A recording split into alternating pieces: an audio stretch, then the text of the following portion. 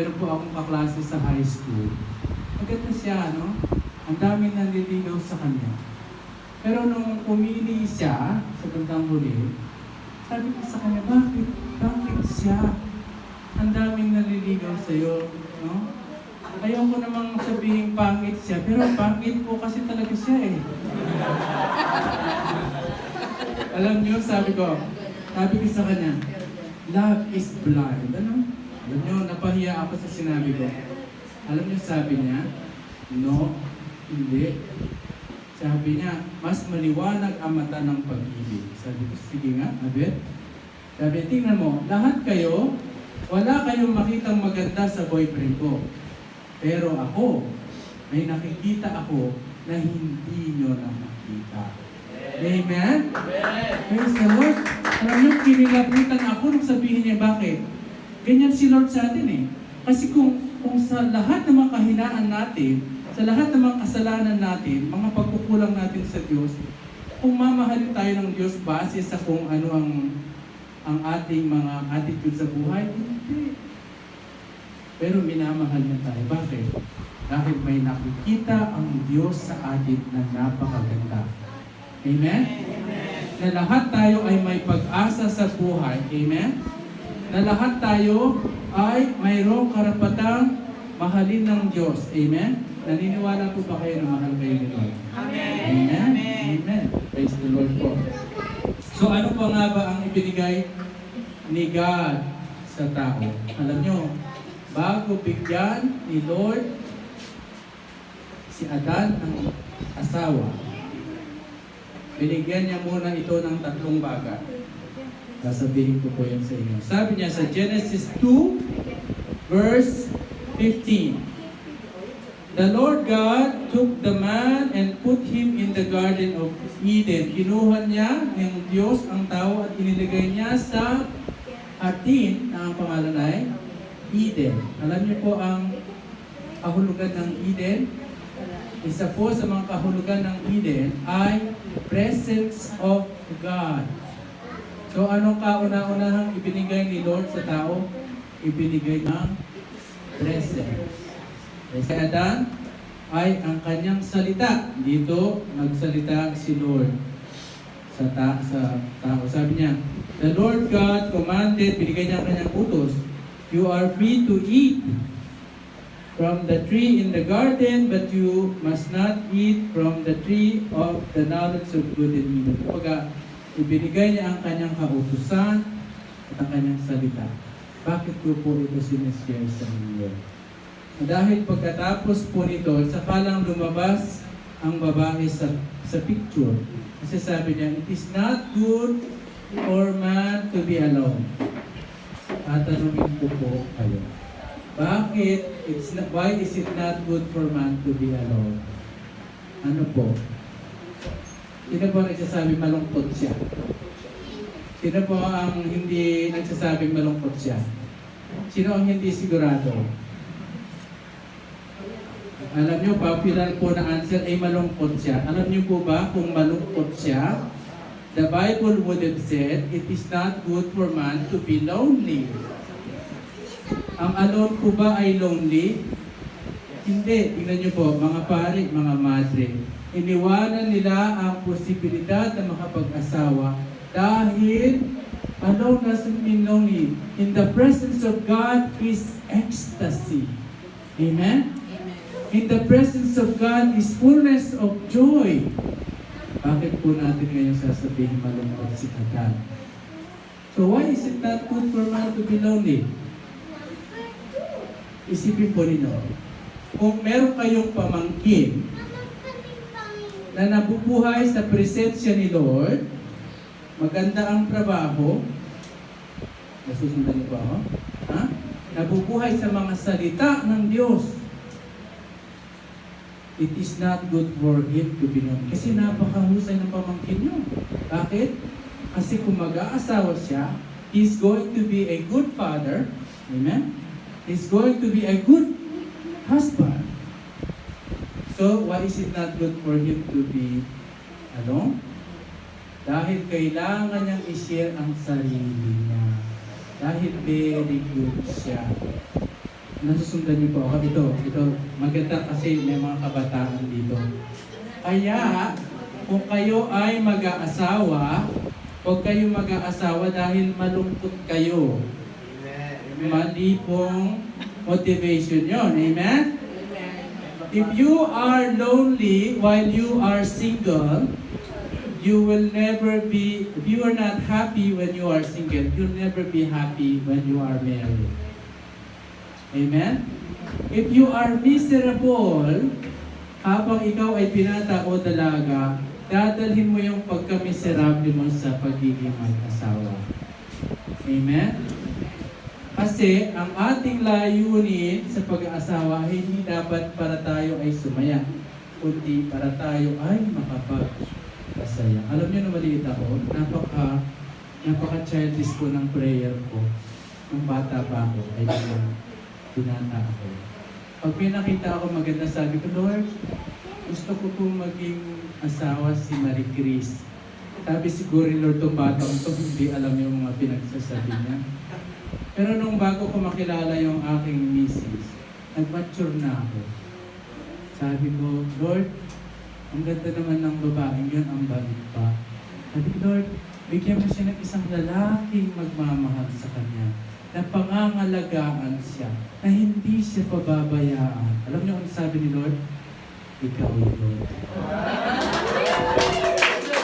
Diba? At least, for the first time, nakita ni Lord na hindi selfish yung yung aking intention. Gusto ko siyang maging masaya. Gusto ko yung makakabuti sa kanya, hindi yung makakapasaya sa akin. Ako, nasusundan niyo po ba? Amen. Amen. Tatandaan niyo yan, ha? So sabi niya, so anong nangyari? Napakaganda sana ng pagsasamahan ng ni Lord at ni Eva at Adan. Alam niyo po kung anong nangyari, no? Nagkasala sila. Alam niyo, napakabuti po ng Lord kasi hindi siya tumigil doon. Hindi niya siya, bahala kayo at titigas ng mga ulo niyo. Nagsalita ang Diyos. Ang sabi niya, Genesis 3:15. I will put enmity between you and the woman, her offspring, and your offspring. Tatagalogin ko po ito naman. They will have this constant battle. She and her offspring will crush thy head. Alam niyo, gustong-gusto ko po yan. Tatanungin ko, sasabihin ko sa inyo, ang sinabi ng Diyos ay ito, magkakaroon ng pagkapuot sa pagitan mo at ng babae. Sino ang kausap po ni Lord? The serpent. No? Sino nagsabi si Adam? Sino ang hindi sigurado? Bakit palagi marami yung hindi sigurado? Ang sabi niya sa serpent, kausap niya ang diablo. No? Magkakaroon ng pagkapuot sa pagitan mo at ng babae. Sino ang babae? Eva. Sino ang nagsabing Eva? Sino ang hindi sigurado na naman? Ayan na, marami na naman yung hindi sigurado. It is Mary. Kasi napalpak na si Eva Ngayon may bagong babae. Ang anak ng babae ito ay si Jesus. Sino pa mga anak niya? Ang mga kapatid ni Jesus. Sino yon? Tayo yon. Si Jesus at tayo ay may kapangyarihang umapak sa ulo ng Do you believe that in your heart? That you have the power to crush the head of the devil? Ano po ba mga diablo? Mga diablo ng mga kahinaan ng loob, mga diablo ng mga paghihirap, mga diablo ng pagkawala ng pag-asa. Tayo po ay anak ni Lord. Brothers and sisters of Christ, nakita niyo na po ba yung mga anak ng mga hari sa Europe? Si Prince, ano pangalan na? William and Kim.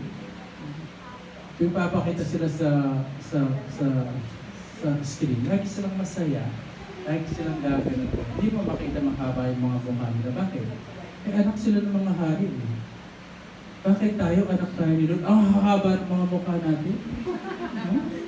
Anak pa tayo. Parang hindi tayo anak ng Diyos. Remember, you have the power to crush the head of the devil. Kung anuman ang demonyong pinaglalabanan mo sa buhay mo ngayon, kung anuman ang makawalan ng pag-asang pinagdadaanan mo ngayon, you have the power. Because you are an offspring of Mary, a brother, a sibling of Jesus Christ. Amen. Amen. So, ito po. Pasensya na po kayo. Dapat meron akong PowerPoint. Pero nakalimutan ko yung computer ko. So, okay lang po. No? So, ano po nangyari? That's why, ito po nakikita ko dyan. Ang sabi ng ama, nung kausap niya ang Diablo, parang sinasabi niya, balang araw, darating ako sa mundo, ipapadala ko ang aking anak. At ako ay papasok sa sinapupunan ng isang babae. At yan po ay si Maria. Upang ako ay magkatawang tao, kailangan kong ipanganak sa pamamagitan ng isang babae. Alam niyo, brothers and sisters, yung devotion po to Mary is super powerful. Meron po akong story niya mamaya. Ano pa po ba? Sabi ni Lord sa John 10:10, I have come that you may have life and have it more abundantly. Amen? In Acts 1:8, sabi niya, but you will receive power when the Holy Spirit comes upon you. Acts 1 verse 8, and you will be my witnesses in Jerusalem, in all Judea and Samaria, and to the ends of the earth. Makakatanggap daw po kayo ng power. Maybe, mas magiging madali ang aking teaching tonight kung kukwentuhan ko kayo. Alam nyo, ako po ay galing sa isang mahirap na pamilya. No? Kung ang kahirapan ay mayroong pagmumukha, hindi ko po makakalimutan ang itsura ng kahirapan, ng poverty. Sa hirap po namin, nung birthday ko, hindi ko po makalimutan, 7 years old ako. Sabi ng mga magulang ko, sabi, anak, before you blow the candle, make a wish. Pinagkit ko po yung mata ko. Tapos I blew the candle. Sabi nila, anong wish mo, anak? Sabi ko, ang wish ko, tay, nay, sana sa susunod na birthday ko, may cake na. Kasi kandila lang eh. Minsan, isang gabi, sabi ko sa nanay ko, nay, anong ulam natin? Sabi ng nanay ko, i-check mo yung refrigerator. Sabi, nay, wala naman tayo refrigerator eh. Sabi, wala ulam na. Alam niyo, ito po yung naging traumatic sa akin. So, isang araw, yung auntie ko, pumunta ng Australia. Paboritong kapatid ng tatay ko yan. Pero tatay ko, wala maibigay. No? Sabi niya, anak, may alagang aso ako nun, pangalan niya Kimberly. Ang tawag ko sa aso ko, Kim. Magandang aso siya. Sabi ng tatay ko, anak, paano kaya ibigay na lang natin yung aso mo sa auntie mo bilang regalo. Ay, ayaw ko namang mapahiya ang tatay ko, no? Ay, alam niyo po ba yung mga Kapampangan ay kumakain ng aso? Ngayon, edi, sabi ko, sige tayo, pero masama yung loob ko kasi aso ko yun eh, no? Mahal ko yun eh. Tapos sabi ko, wag na lang ako pupunta muna sa kay auntie ngayong gabi. Bukas na, mahapon na siguro. So hinayaan ko yung magdamag, no? Natulog siguro ako. Palagi ko umiiyak ako, hindi ko na matandaan kasi ayaw ko maalala. So kinabukasan, maggagabi na naman, pumunta ko sa auntie ko. Pagpasok ko sa gate, nandun yung aso ko, tuwang-tuwa. Parang sabi, bakit naman pinamigay? Tapos sabi ko, auntie, ba't nandito ba itong aso na to? Sabi nila, hinihintay ka namin. Sabi ko, bakit po? Hindi namin alam patayin eh. Alam nyo, ako pa pumatay sa aso ko. Diyos ko, sabi ko, ano pa naman yan? Kasi ang hirap lang kami. Hindi kaya magbigay ng tatay ko ng pangregalo. Alam nyo, hindi na ako nag-alaga ng aso mula, no? Kailan lang kami nagkakaso ulit? Ayun, hindi na siya pamimigay. Spoiled na spoiled siya, kinukukuhan pa namin niya, pinapaliguan lahat. No? Pinupulbuhan pa namin niya, may lotion pa nga yan sa kapulong. No? Anyway, ang punto po niyan, alam mo, ito pa. Secretly, nung ako'y lumalaki na, nung napapalapit ako kay Lord, gusto ko magpari. Sabi ko sa nanay ko, Nay, gusto ko sana magpari. Ayaw ng nanay at tatay. Sabi ng nanay ko, may anak, masyado kang gwapo para magpari. Pero alam ko po ang ibig niya sabihin, anak, wala tayong pera. No? Tsaka anak, ikaw na lang pag-asa ko sa buhay. Hindi ka pwede magpari. No?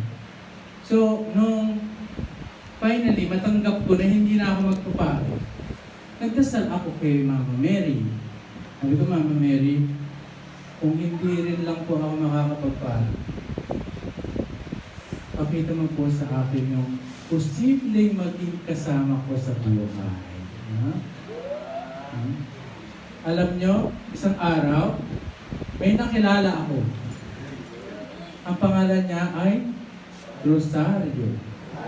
Kalain nyo, nag-Rosario ako, nakilala ko si Rosario. No? Si Rosario, niligawan ko si Rosario. Ayaw sa akin ng pamilya niya. Alam niyo bakit? Kasi, mahirap lang kami. Hindi sapat yung gwapo ka lang minsan, no? Minsan nakakapagod din yun eh. Pasensya na po kayo, nagbibiro lang naman ako. Anyway, so nung nalaman ko na si Rosario pala, yung girlfriend ko noon, pupunta sa Amerika. Sabi ko, hindi mag-work ito, hindi ito mag-ubra kasi long distance relationship. Mahirap ito, no?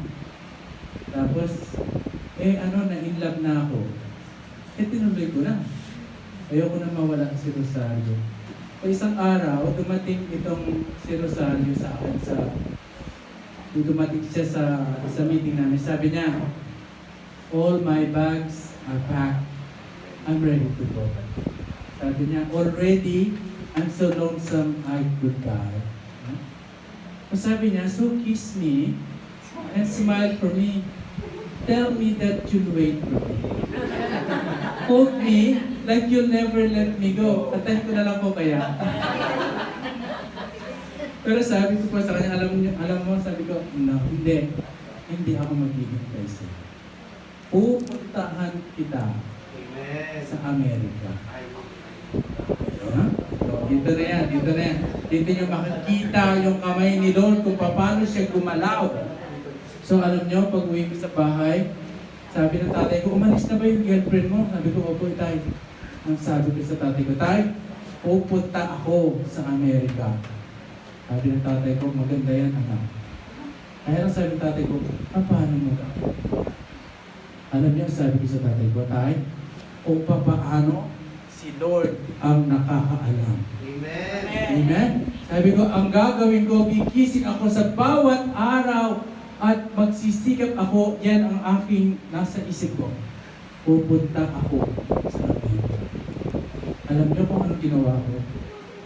Isang hapon, nagpunta ako sa Carmelite Monastery doon sa Angeles City. 2 o'clock ako nagpupunta kasi kukunti lang yung tao doon. Kasi pagdating ko sa Carmelite, doon pa lang sa pintuan, luluhod, naglalakad akong paluhod, naglalakad sa altar. Sabi ko, Mama Mary, please tulungan mo po ako. Isang araw, pagkatapos ko magsimba, merong lumapit sa akin, sister sa church. Sabi niya, Brother Alvin, hinahanap kita eh. Sabi ko, bakit po? Sabi niya, gusto mo ba pumunta sa Amerika? Sabi niya, sabi ko, paano niya nalaman? Gusto kong pumunta sa Amerika. Ha? Mysteries of the power of the Lord, no? So, Sabi niya, ito ang number, ito ang address. No? Puntahan mo to. Puntahan ko sa Maynila. No?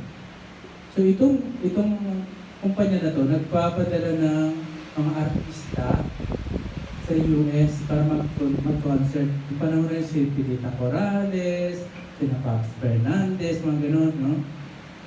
Sabi niya, gagawin kitang manager, magkakaroon ka ng visa, pero kailangan mo magbayad ng 150,000 pesos. Yung time ko na yun, 1995, malaking pera po yung 150,000 pesos. Magkano ba burger ngayon? 40. Ha? 40? 50 centavos lang nung 1995 yata yung burger eh. So malaking halaga po. So umuwi po ako sa bahay. Sabi ko sa tatay ko, tay, makakapunta na ako sa Amerika. Sabi ng tatay ko, paano yung gagawin? Sabi ko, kailangan ko lang ng 150,000 pesos. Sabi ng tatay ko, saan natin kukunin yan? Paano mangyayari? Sinabi ko na naman sa tatay ko, kung papaano si Lord ang may problema niya. Araw-araw gigising ako at mananalig ako na ang Diyos ibibigay sa akin. Kung ito ang kanyang kaharian at kagustuhan, magaganap ito.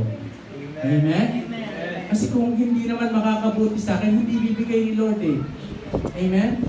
Alam nyo, nilapitan ko mga kapatid ko galing ng Saudi Arabia. Sabi niya, eto, isali mo dyan, mga kasama namin sa simbahan, mga kamag-anak, naka 110,000 ako. Sabi nung pare sa amin, sabi ni Father, sabi niya, Alvin, kompleto na ba yung pera mo? Father, hindi pa eh. 40,000 pa. Sabi ni Father, balikan mo ako sa Lunes, sasamahan kita. Lunes. Sinama ako ni Father dun sa bahay ni Congressman. Sabi nung kapatid ni Congressman, Father, ba't nandito po kayo? Sabi niya, ito kasi yung kaibigan ko eh, gustong pumunta ng Amerika, kulang pa yung pera niya, 40,000. Sabi nung kapatid ni Congressman, sandali lang po, Father, lumabas yung kapatid ni Congressman, ito yung pera, ganyan kataas, nakatali, 10,000 bawat isa. Sabi niya, Father, magkano nga po ba? 40,000. Sabi niya, 1, 2, 3, hanggang 40,000. Siguro yung hawak-hawak niya, mga 18 pa siguro ng tali. Eh, Father, dapat yata sinabi mo 100,000 na kailangan natin. Sabi ni Father, ito talaga, sabi niya, akalain mo yun? Nakapunta ako sa Amerika. Why? Kung papaano ito ay trabaho ni Lord at hindi ko yan trabaho. Ako'y nagsikap, pero ang lahat ay ang mabuting kamay ng Panginoon na gumagalaw sa ating buhay. Amen? Naniniwala po kayo dyan? Amen. So, dumating po ako sa US. Sinurpresa ko po ang girlfriend ko. Sabi ko, surprise. Nagulat ko siya at lahat ng mga kapamilya. Napakabait po nila. Ngayon, nung nandun po ako, sabi ko, Mama Mary, sabi ko, dinala mo ako sa Amerika. Ito, huwag mo akong iiwanan. Alalayan mo palagi ako. Alam niyo po ba, hindi ko ito makalain na nung pumili ako ng doktor, ang doktor ko, apelyido niya ay Dr. Del Rosario. Yung unang parokyang sinamahan ko doon, Our Lady of the Holy Rosary. Nung lumipat ako ng bahay, nung parokya ko ay St. Mary. Sabi ko, ito ba ay nagkakatugma-tugma lamang ba? O talagang sadyang ito ay trabaho ng ina. Ako po kasi ay mama's boy. Ano? Pag ako ay nasasaktan, o kung ano man po yun, lagi akong tumatakbo sa ina ng ating Panginoong Jesus. Amen. Napaka-powerful po ng prayer. Tapos, to make the short story long, to make the long story short, naging mag-asawa kami, at isang taon kami nagtatry na magkaroon ng anak. Hindi kami magkaroon ng anak. Eh, merong conference doon para kay Mama Mary. Sabi ko, halika, pumunta tayo. magkasal tayo, humingi tayo ng baby. So, October yun. Nagkasal kami doon sa conference na yun. December 8, masama ang pakiramdam ng asawa ko. Dinala ko sa doktor. Sabi ng doktor, congratulations! You're pregnant. Praise the Lord. Ang lakas ng power ng prayer ni Ma'am Mary. Nung isulat ko na sa aking Catholic diary, December 8, Feast of Immaculate Conception. Parang sinasabi ni Maria, sabi niya, narinig ko ang dasal mo at para malaman mo na narinig ko, sasabihin ko sa iyo ang sagot sa araw ng aking Immaculate Conception. Akalain mo yan. Alam nyo, kailan lang po, 2 years ago, 1 year ago, bumili kami ng bahay naman. November dapat, nasa amin na yung susi. Ang dami nagkaroon ng mga problema. Parang ayaw na namin kasi parang hindi matutuloy. December 7, tumawag yung ahente namin. Sabi niya, tumaan ka bukas, kaya abot ko yung susi sa'yo. December 8, nasa akin ang susi ng bahay. Akalain mo na. Ano? Ang pagmamahal ng ina nating Maria mula sa pagpili ng asawa, sa pagpili ng doktor, hanggang sa pagpili ng bahay. No? Ang kapangyarihan ng Diyos ay binigay sa atin upang apakan ang ulo ng kalaban. Nandun po yan. Material na blessings pa lang po yan. Paano pa kung hihingi tayo ng mga bagay na spiritual? Amen? Amen. Kaya nga po, brothers and sisters, anyway, ito po malungkot naman ito, no? Nung 2 years pa lang ako doon, namatay yung tatay ko. Alam nyo, pag kung mahirap ka lang, lagi pangarap mo palagi, is mapabuti ang buhay mo upang maiahon mo ang pamilya mo sa kahirapan. Hindi po ba? No? Nung may sakit ng tatay ko, sabi ko, Lord, na siyang kukungi. Tapos, wala, namatay siya. Hindi ako makauwi kasi hindi pa maayos yung papers ko ng panahon na yun. So, inilibing siya. 1 month after siya mamatay, tumawag ang kapatid ko. Sabi, inatake lang ang nanay ko. Sabi, baka sumunod daw sa tatay ko. Alam nyo, sabi ko, Lord, hindi naman malaki yung hinihingi ko. Gusto ko lang sana. Nagkataon pa naman, nakita ko yung voice tape ng tatay ko. No, noong panahon na yun, uso yung voice tape, hindi wala ko yung text, no? Yun. Ngayon, messenger lang, nandiyan na yung mahal ko sa buwan. Nung ilagay ko sa cassette, alam niyo pa ba yung cassette? Yung mga bata, alam niyo yun? Okay. Nagsasalita yung tatay ko, sabi niya, happy birthday, anak. No, nagbulit kayo. Sabi niya, proud ka kasi, parang gano'n, parang mahal ka namin. Alam mo, naiyak talaga ako, grabe. Hanggang ngayon, naiiyak ako, no? Pero yung time na yun, ugly cry, yung ang pangit-pangit ko pag umiiyak ako eh. Pero ngayon medyo napipigil ako na kaya medyo guwapo-guwapo ko. Anyway, sorry po ha, nagbibiro lang naman. Anyway, ayan, seryoso na. Alam niyo po ba, yung mga time, ito dumarating sa buhay nito, alam mo yung ang bigat ng pinagdadaanan mo, napakalungkot ng kasaysayan ng buhay mo, na halos hindi mo alam ang sasabihin mo sa dasal mo, na pagdadaanan niyo po ba yan? Pero dahil mahal tayo ng Diyos, kahit tumahimik lamang tayo sa harap ng Diyos, alam niyo, sasamahan niya tayo sa buhay. Amen. Yung mga time na yan, hindi ko alam kung ano sasabihin ko kay Lord, pero alam ni Lord na mahal ko pa rin siya, na tinatanggap ko pa rin kung ano yung kalooban niya, na at damang-dama ko naman talaga sa puso ko na mahal pa rin ako ng Lord.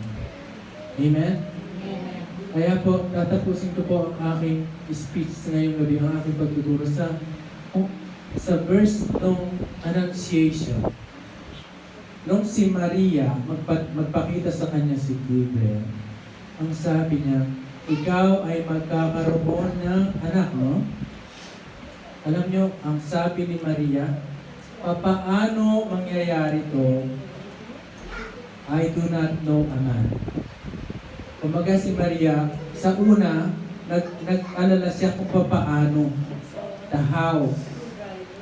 Ang sabi po ni Angel Gabriel, darating sa iyo ang banal na Espiritu. Kumbaga, ang kapangyarihan ng Diyos ay sa iyo. At mamahalin ka niya, at ibibigay niya ang lahat ng mga pangangailangan niya. Alam niyo ang sagot ni Maria, I am the handmaid of the Lord. Be done unto me according to your word. Ako ang take ko dyan, ang sabi ni Maria, inaabandon ako ang sarili ko sa kapangyarihan ng pag-ibig ng Diyos at tinatanggap ko ang kanyang kalooban. Amen? Amen. Brothers and sisters, kung aaring sa buhay na ngayon, meron kayong problema, ang mga pinagdadaan kayo, alalahanin po ninyo. Sa pagmamahal ng Diyos at ibinibigay niyang kapangyarihan sa inyo. Do you believe that you are powerful in the name of Jesus? Amen? Wala pong imposible. Kapag gusto ni Lord, walang imposible. Ito pong mission ko na to, ang daming expenses po nito kasi yung ticket pa lang namin, yung mga charity namin sa community. Kapag utos ni Lord, gastos ni Lord. Amen? Kapag will ni Lord, bill ni Lord. Amen. So, maraming salamat po. Palakpakan po natin si Lord. Salamat po sa inyong panganyaya. Sa ngalan po ng aming mission, gusto po namin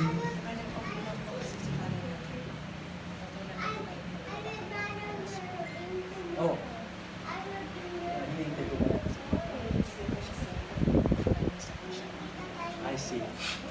So, brothers and sisters, kaya po may konting oras po ako.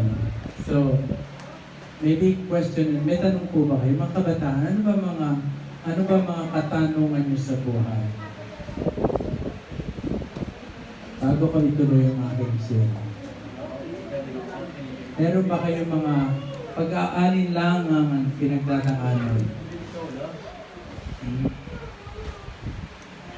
Alam niyo po,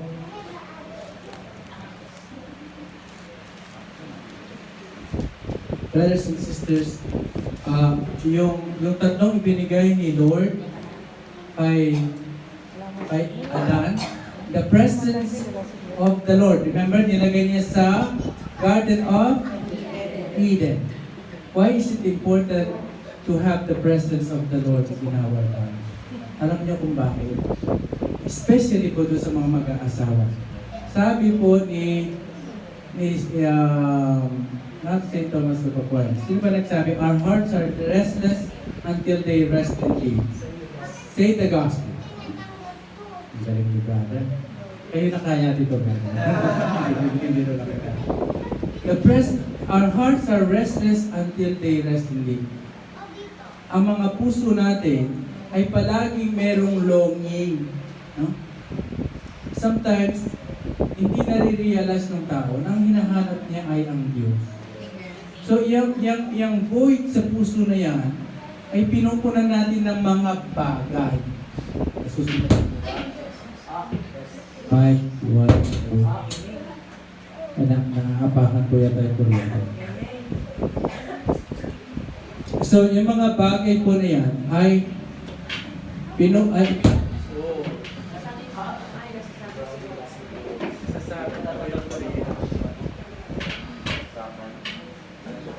yan po sinasabi ko dun sa trabaho ng Diablo sa gustong manggulo. Hindi ko po sinasabi na yung bata ay nag-aamit ng Diablo. Sorry po. Okay. Okay na po ba? Amen po. So the presence of the Lord is very important. Particularly if you are about to get married. Why? Because minsan, ang isang naghahanap may longing sa puso, isang mag-aasawa yan, sinasamantala ko lang po kasi may mga kabataan tayo. Na akala nila, ang aking mga longing sa buhay ay mapupunan kung ako'y mag-aasawa. Totoo po ba yun? Hindi naman po nangyayari yun, ano? Because the only one ang makakapuno lamang ng mga ating mga longing sa buhay ay si God. Amen? It is unfair to expect your spouse to fulfill your longing. Number one, why? Because your spouse is not a God. Lagi siyang magpa-fall short doon sa mga kailangan mo. Number two, meron siyang sariling longing sa buhay. Kapareho kayo. That's why, sabi ni G.K. Chesterton, even the man who knocks at the door of a prostitution house is looking for God. Kahit ang lalaki na kumakatok sa pintuan ng bahay, napapangan ko kasi ako bahay aliwi, ay naghahanap sa Diyos.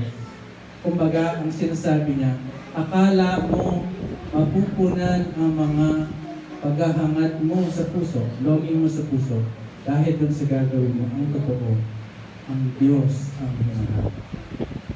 Kung akala mo mapupunan ang mga longing mo sa buhay dahil sa iyong mga hinahanap, let's say, pagsusugal sa kasino, kung makakapunta lang sa kasino sa iyo na only God can fulfill your longings in your heart. Amen? So, importante po yan. Kaya, bago niya pa nilikha si Eva, binigay niya muna ang presensya niya sa Diyos. Alam niyo, why is it not good for man to be alone? Because nga, dahil napakabuti ni Adan noon, no? Yung job naman, binigyan niya ng trabaho si Adan to cultivate, no? Upang palaguin ang heartbeat. Alam niyo, napaka-importante ng may trabaho, no? Na alam mo, you know how to bring out the best in a relationship, no? Kaya po ay katungkulan ng mag-asawa na palaguin nila yung relationship nila sa isa't isa. Ang tingin ko po dyan itong last year lang po, 25 years na kami ni Mrs. By the way, ito po si Mrs. ko. Chat, tumayo ka nga, papakilala ko na. Ito po si Rosario. Kaya, gabi-gabi po ay may Rosario ako sa kama. Alam niyo po ba yun? So, nung mag-25 years kami, ang tanong po ng mga tao bakit 25 years na kayo? Parang bago lang kayo mag-asawa. Ang tingin ko po dyan sa pag-aasawa, para siyang bangko. Pag una pa lang kayo mag-asawa, konti pa lang yung ipon nyo. Dapat lagi nyo lalagyan yung bangko nyo ng pagmamahalan. Kasi pag nag-aaway kayo, nagagastos yun. Nilalagay nyo sa bangko.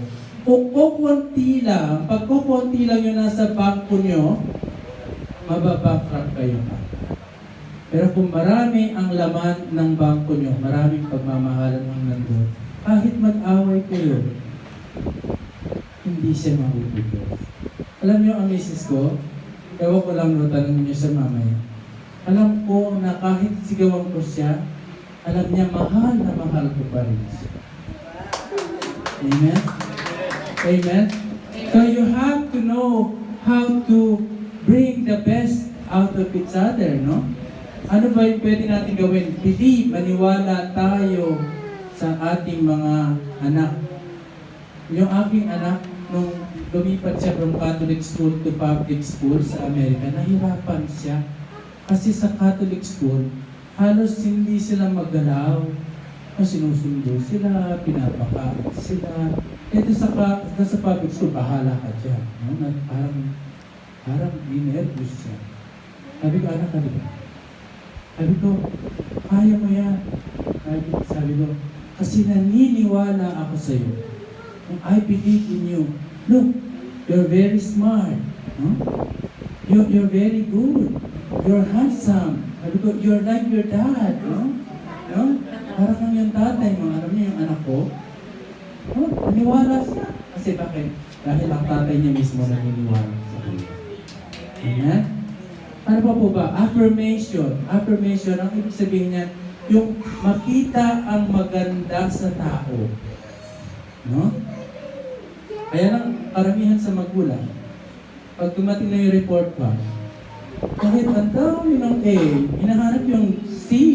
No? No? Nega kagad. Isang araw, sabi ko sa anak ko, "Ay, Vicky, ano tong zero na to? What is this zero?" Sabi niya, "Let me see." Wait, Dad, days absent yan eh. Days absent. Ibig sabihin wala akong absent. Ay, sabi ko kasi sa Canada. Sabi niya, "Look, all A's." No? Sabi naman ng kaibigan ko, paano mo ina-affirm yung anak mo kung ang mataas niya lang na-grade ay PE? Sabi ko, at least pinawisan siya.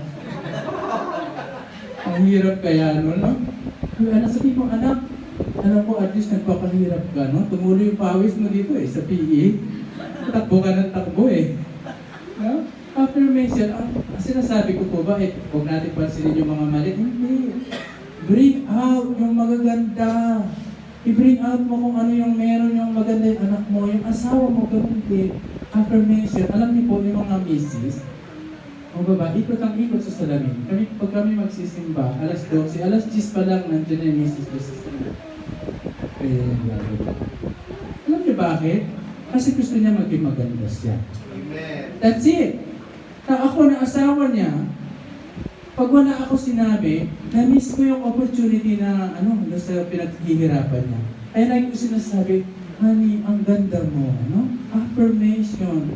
Laging gano'n, no? Alam niyo, mga lalaki hindi na kailangan magpaikot-ikot sa salamin eh. Kasi alam na namin na gwapo talaga. Yes. Amen. No? Ang affirmation. Kaya, yung misis ko, pag sinabi niya, "Honey, mataba ba ako sa damit na to?" Ay, hindi ko po sinasagot dyan. Kasi parang, trap, no? Parang wala kang, parang hindi ka tatama sa sagot mo. May sasabi ng asawa ko, "Mataba na ba ako?" Sabi ko, "Mas gusto ko itang ganyan." Sabi niya, "Ibig mo sabihin, mataba talaga ako?" Sabi ko, "Hindi talaga ako tatama dito, no?" Sabi niya, "Ito ba sabi niya, "Mukhang mataba ba ako?" Sabi ko, parang nag-ring yung telepono ko, no? Iniiwasan ko na lang yung tanong, no? Ano po ba? Respect. So, B-A-R yan eh. Believe, affirm, and respect. Galangin natin palagi ang ating mga mahal sa buhay. Kami sa pamilya ko, na maliliit pa yung mga anak ko, gumagawa kami ng rules sa bahay. Kung kailan sila gagawa ng homework, kung kailan nila gagawin yung mga chores, kung gawaing bahay, no? So, para ipakita ko na nire-respeto ko sila, tinatanong ko naman sila, no? Sabi ko, kailan yung gustong gawin yung gawaing bahay? Isasabi ng mga anak ko, "Pwede po bang homework muna, tapos konting pahinga, laro muna ng konting computer, pero gagawin din namin yung basta nagagawa." Nire-respeto namin. Sabi ng anak ko, sabi niya, "Dad, is it okay to just do my homework and not my chores?" Kasi sabi ko, hindi naman pwede yan. No? Tapos, ayan. So, job, no? Binigay niya yung presence ni Lord, binigay niya yung job, binigyan niya din ng salita ng Diyos. Bakit po ito I'm sure alam niyo ang sagot dito. Bakit importante sa tao na alam niya ang salita ng Diyos bago pa siya mag-asawa? Ano po pala sa palagay? Wala pong maling sagot. Maliban na lang kung mali talaga. No? Ano po why is it important to have the Word of God? The Bible said, "Thy word is the lamp unto my feet and the light unto my path." Kapag ang salita ng Diyos ay nasa buhay natin, hindi tayo maglalakad sa dilim. Dahil minsan, ang buhay may asawa ay maraming challenges sa buhay. Mga kadiliman ng problema, mga kadiliman ng mga suliraning mabibigat. Minsan may mga mag-asawang may sakit na anak. But the Word of God is living and powerful enough, and it will give us the light to liwanag sa ating paglalakad. Amen? So, pagkatapos ibigay ng Ama ang lahat ng bagay nito, sa kapag lumabas si Maria, it is not good for man to be alone. Narinig niyo na po ba yung creation story? So, ang sabi po ni Lord ay Adan. Sabi niya, Adan, bibigyan kita ng isang partner, isang babae, na magiging kasama mo sa buhay.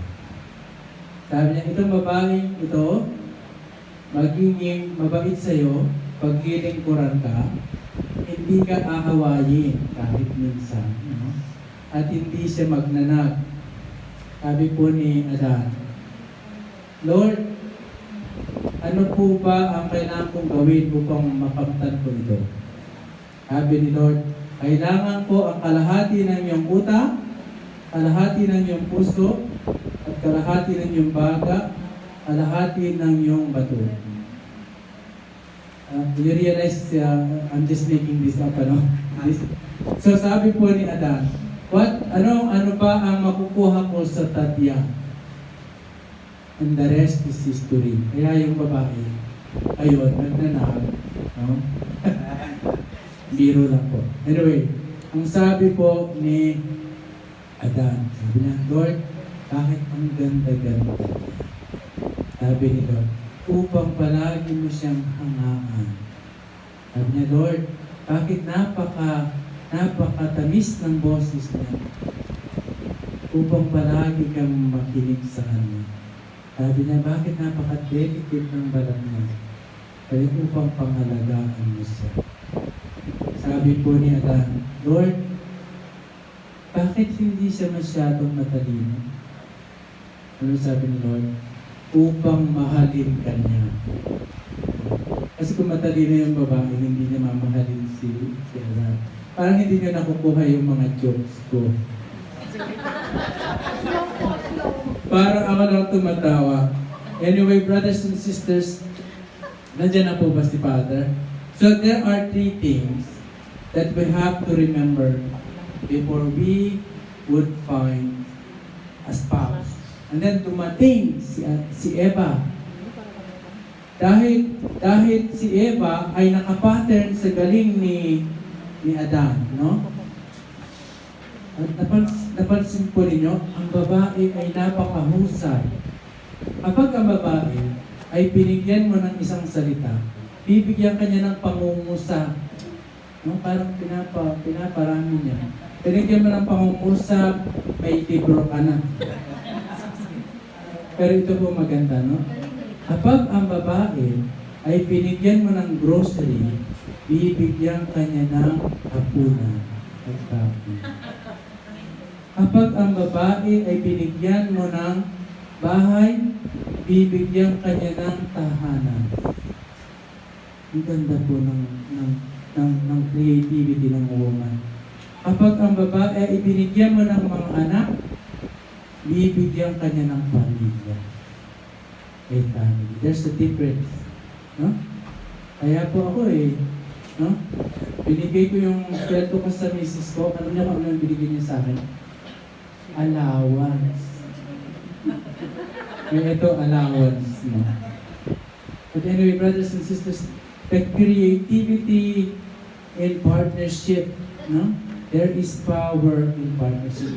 Ang ating intensyon sa pagpili na makakasama sa buhay ay, babalikan ko naman, hindi upang mapunan ang aking pangangailangan.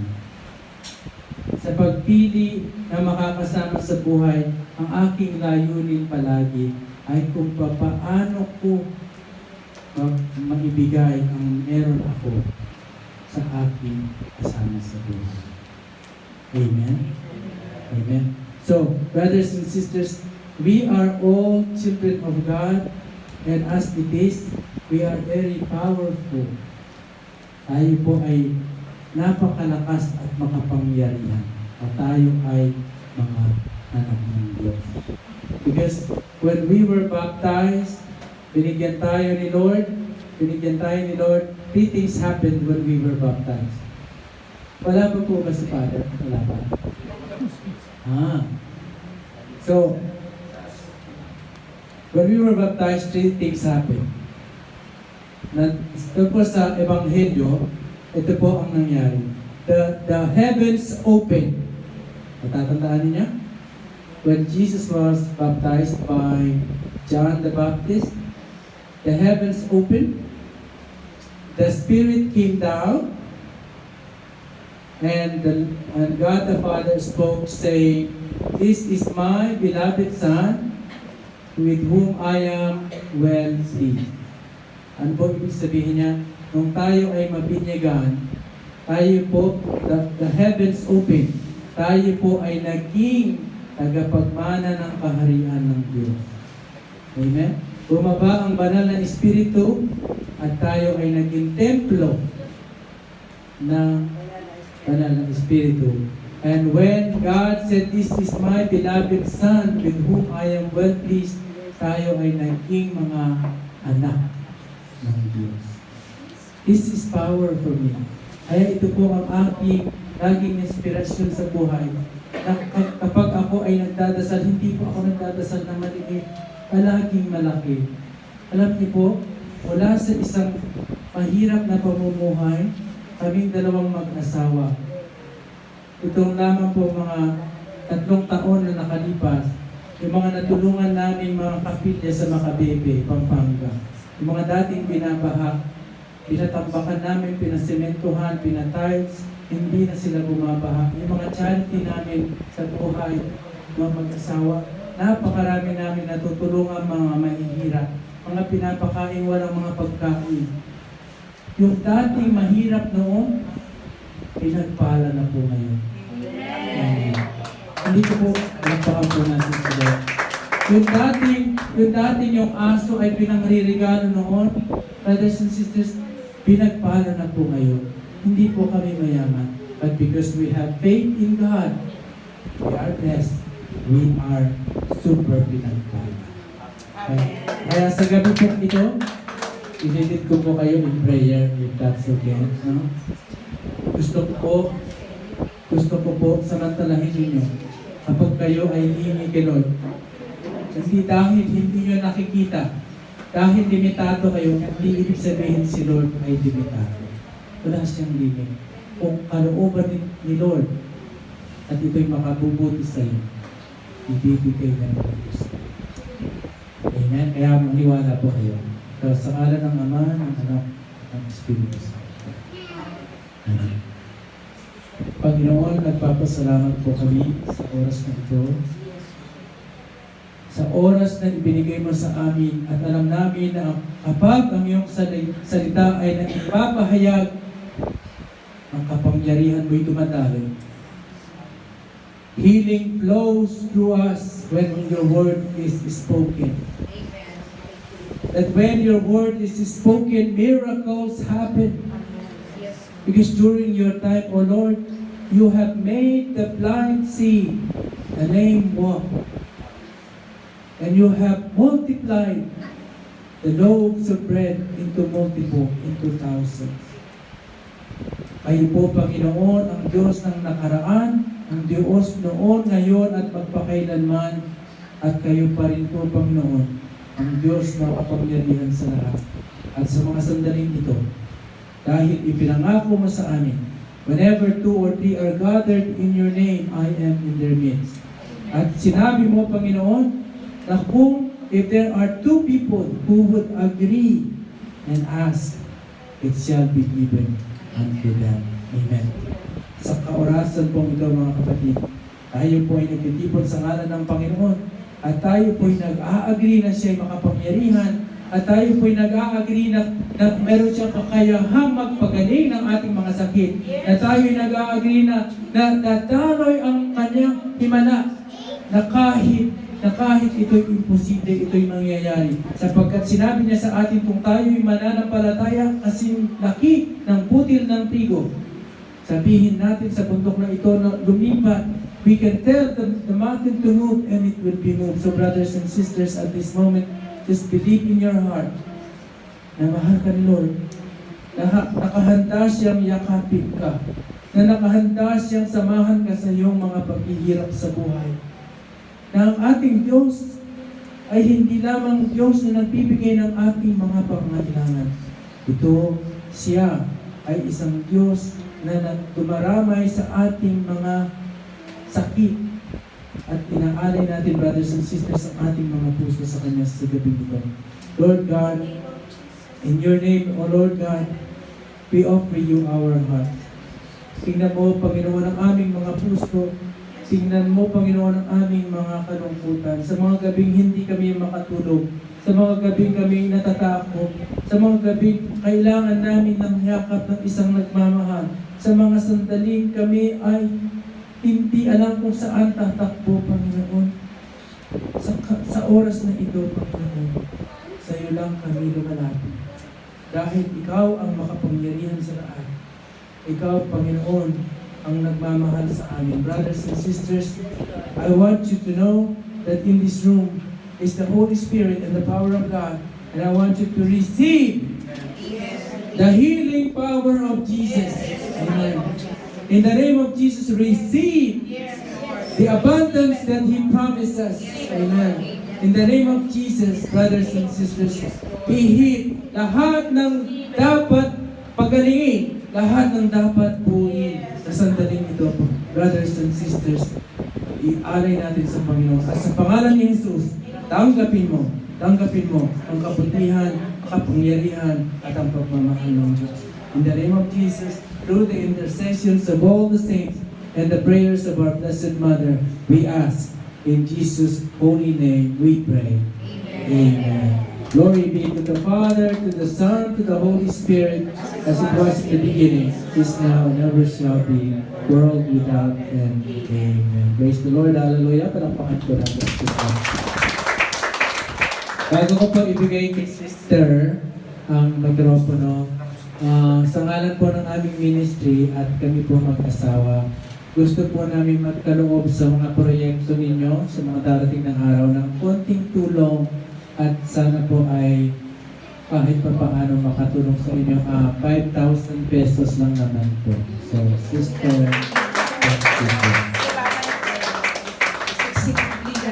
Amen. Maraming salamat po, Brother Alvin and Sister Rosar. ano kayo? Kalayo mo, Sister Chad? Chat. Chad. Okay. Maraming salamat and Sister Nice. No, thank you so much. Nagpapasalamat po kami sa inyong sharing, no? At naniniwala po kami na ito pong kaloob ninyo ay magagamit po ito doon sa pagpapatayo ng bahay po ng mga pari sa Patag, sa Bulacan. So, thank you po. Si Lord po ang magbabalik sa inyo. Gustong kakalasiksikliglig at umaapaw na pagpapala. At nawa yung inyong mission, patuloy kayong samahan ng Panginoon. No, at alam ko po na hindi po ito ang una at huling pagpunta po ninyo sa community namin. Thank you so much. At alam ko si Father, nandiyan na? Okay. Praise God. So, thank you po. Nandiyan na po si Father Robert. Patuloy po natin ihanda ang ating mga sarili para sa banal na misa.